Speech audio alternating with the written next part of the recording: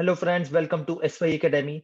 Friends, आज इस video में हम बात करने वाले हैं कि मॉडर्न इंडिया कहाँ से पढ़ें यूपीएससी के लिए। ठीक है, मॉडर्न इंडिया या मॉडर्न हिस्ट्री आप कह सकते हैं कि कहाँ से पढ़ें, बहुत ही इंपॉर्टेंट पार्ट है।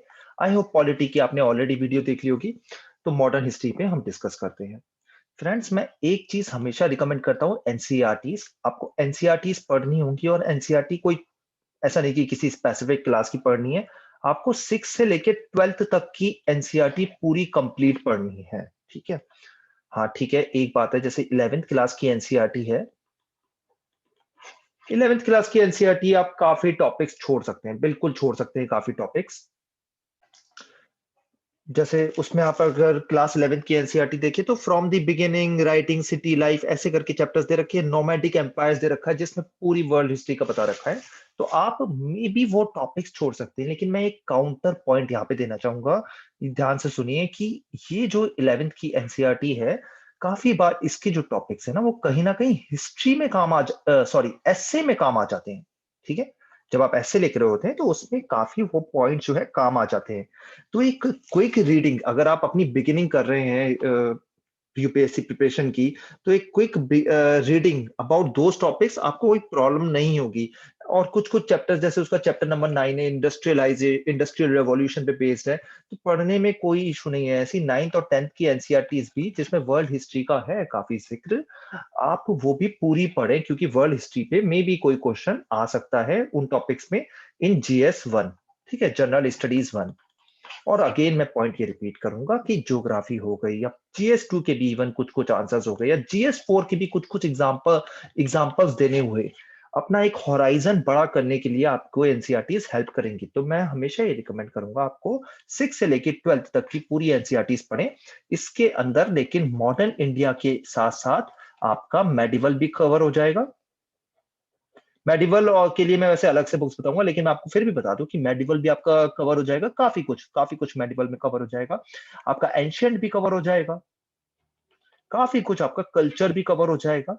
और मैंने जैसे बता दिया कि कुछ कुछ जो आपके मेंस के टॉपिक हैं, वो जैसे ऐसे हो गया, वो भी कवर हो रहे हैं, राइट। ठीक है, तो कुछ कुछ टॉपिक्स हो गए जो वर्ल्ड हिस्ट्री के नहीं है। जो वर्ल्ड हिस्ट्री के टॉपिक्स हैं, जो आपकी इंडियन हिस्ट्री से रिलेटेड नहीं है, वो आप क्विकली रीड कर लेना। जैसे 11th एनसीईआरटी है, उसको आप क्विकली रीड करके आगे बढ़िए। लेकिन बाकी जो चैप्टर्स है वो ध्यान से पढ़िए, आपका एक होराइजन बिल्ड होगा। अब आप बोलोगे कि वर्ल्ड हिस्ट्री पढ़ने से हमारा क्या इम्पैक्ट है, एक और मैं आपको एग्जाम्पल देता हूँ। तो जैसे आप मॉडर्न हिस्ट्री जब पढ़ते हो ना, तो वहां पे दे रखा होता है कि इंडिया के नेशनलिज्म में फ्रेंच रेवोल्यूशन ने बड़ी हेल्प करी। FR, French revolution. इंडिया की नेशनलिज्म में रशियन निहिलिस्ट ने, या आयरलैंड के जो रेवोल्यूशनरी थे, जिनको टेररिस्ट भी कहा जाता था, हाँ वर्ड यूज किए जाते थे, उन्होंने काफी हेल्प करी इंडिया के नेशनलिज्म में। अब ये उन्होंने कैसे हेल्प करी, इंडस्ट्रियल रिवोल्यूशन ने कैसे हेल्प करी इंडस्ट्रियलाइजेशन में, ये आपको तभी समझ में आएगा जब आपने वर्ल्ड हिस्ट्री पढ़ रखी है। इसलिए वर्ल्ड हिस्ट्री का जो एसोसिएशन है, वो मॉडर्न हिस्ट्री से है काफी ज्यादा, इसलिए वो पढ़ना समझना जरूरी है। अदरवाइज चीजें समझ नहीं आती तो हम आंसर अच्छा नहीं दे पाते। तो मैं अभी एक चीज रफ क्लियर कर दे रहा हूँ। ये बोर्ड 6 से लेकर 12th की एनसीईआरटी, ये पहली चीज हो गई। और इसको खत्म करने में मैंने जैसे आपको पॉलिटी में भी बताया था, 30 से 60 डेज लगेंगे, डिपेंडिंग ऑन आपकी स्थिति कैसी है। अगर आपने हिस्ट्री पूरी पढ़ रखी है, तो करने को तो आपके 20 दिन में भी खत्म कर सकते हो, लेकिन 30 से 60 दिन में आप खत्म कर सकते हो, अगर आप इसको थोड़ा सा डेडिकेटेडली पढ़े। डिपेंड करता है सर, मैंने आपको बता दिया था 60 दिन क्यों लगेंगे। 60 दिन ऐसे लगेंगे कि आप थोड़ा स्लोली पढ़ रहे हैं, आप में भी इंजीनियरिंग बैकग्राउंड से हैं, आप ऐसे बैकग्राउंड से हैं जैसे बीसीए, आप एमबीए के अपने एमबीए कर रखा है, हिस्ट्री का आपका कोई लेना देना नहीं है। 30 डेज आपके तब लग सकते हैं जब आपका थोड़ा एक बैकग्राउंड है, राइट। ये एक चीज हो गई जो आपको पढ़नी है, मस्ट है, मस्ट। सेकंड चीज जो आपको पढ़नी है, वो स्पेक्ट्रम की नई किताब जो है उसे उठाइए और पढ़ लीजिए पूरी, शुरू से लेके एंड तक। इस किताब को फ्रेंड्स आपको 4 से 5 बार पढ़ना है before your prelims, 4 to 5 times.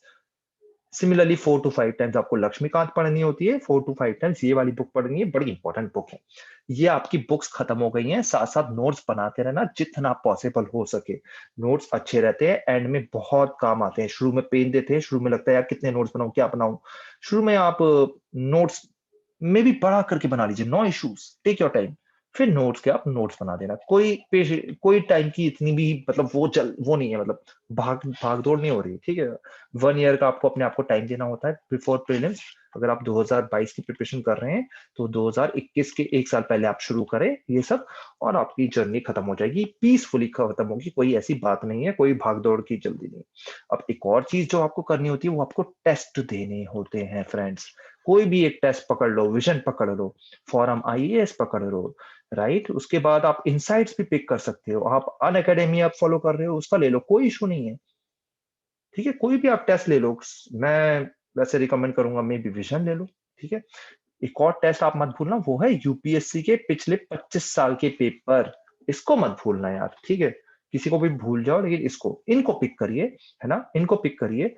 कोई भी एक, ऐसा नहीं कि विजन भी करो, फॉरम आईएएस भी करो, इनसाइट्स भी, एक कर लीजिए। विजन आप कर रहे हो तो वेरी गुड, ये कर लीजिए। एंड इस टेस्ट में आपको जैसे जैसे मॉडर्न हिस्ट्री के क्वेश्चंस दिखेंगे, काफी क्वेश्चंस ऐसे होंगे जो आपने कभी सुने ही नहीं। 6 से लेकर 12th एनसीईआरटी पढ़ डाली, पूरी स्पेक्ट्रम पढ़ डाली, आपने कहीं सुना ही नहीं। उन क्वेश्चंस को आप अपने नोट्स में अपडेट करें, ठीक है। ऐसे आपकी कंप्लीट स्टडी होगी। अगेन एक बात मैं आपको बता दूं, स्टिल यूपीएससी एक दो क्वेश्चन ऐसे पूछ सकता है जो कहीं हो ही नहीं। घबराना की कोई बात नहीं, घबराने की इसके लिए आप ये नहीं कि कोई नई बुक खूब पढ़ने बैठ जाओ, ऐसे तो कोई अंत ही नहीं है। एक बुक, ऐसे तो कितनी बुक्स पढ़ोगे, राइट। हमेशा हमें देखना होता है कि जितना हम टाइम लगा रहे हैं क्या हमें उतना रिटर्न मिल रहा है, ये बड़ा इंपॉर्टेंट होता है यूपीएससी में, ठीक है। जितना टाइम लगा रहे हो क्या उतना रिटर्न मिल रहा है, तो सब कुछ पढ़ने की जरूरत नहीं है। अब देखिए और भी बुक्स आ जाती है, ये चीजें हो गई। एक ग्रोवर बुक है, बहुत अच्छी बुक है, बहुत अच्छी बुक है, लेकिन मैं आपको रिकमेंड नहीं करूंगा यार, है ना। स्पेशली अगर आपका ऑप्शनल नहीं है, मत पढ़िए इसे, ठीक है। मैंने पढ़ रखी है सारी बुक्स, तो मैं पढ़ के बता रहा हूँ, ऐसे ही नहीं बोल रहा। ऐसी बिपिन चंद्रा की, बिपिन चंद्रा, बीसी बिपिन चंद्रा, इनकी एनसीईआरटी पुरानी वाली है, अच्छी है, काफी अच्छी बुक है वो।